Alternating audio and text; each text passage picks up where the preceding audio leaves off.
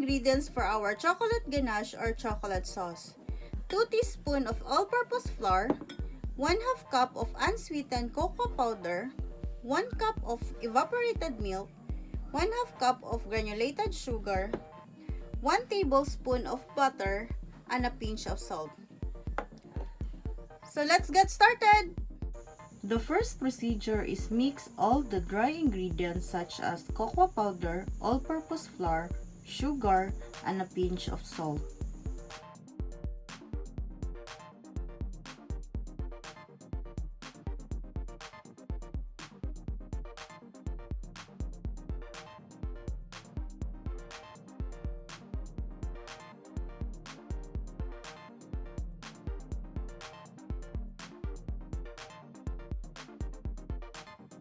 After mixing the dry ingredients, add the 1 cup evaporated milk.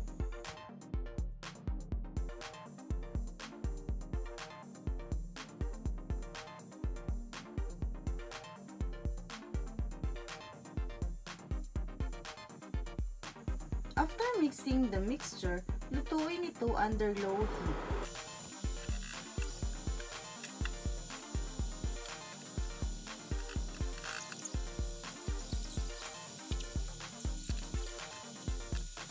Pagkakuha ng tamang consistency ng ating chocolate ganache or chocolate sauce, patayin ang stove at i-add na ang butter.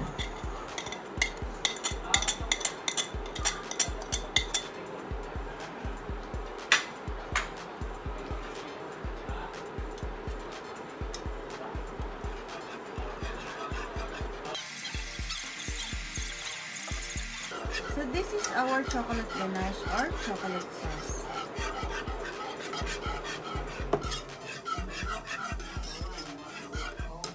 Isalin na ang chocolate ganache sa isang lalagyan at palamigin ito bago gamitin.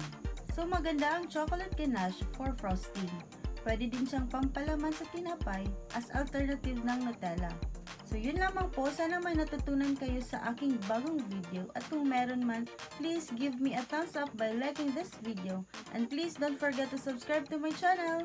Thank you for watching. See you in my next video. Bye!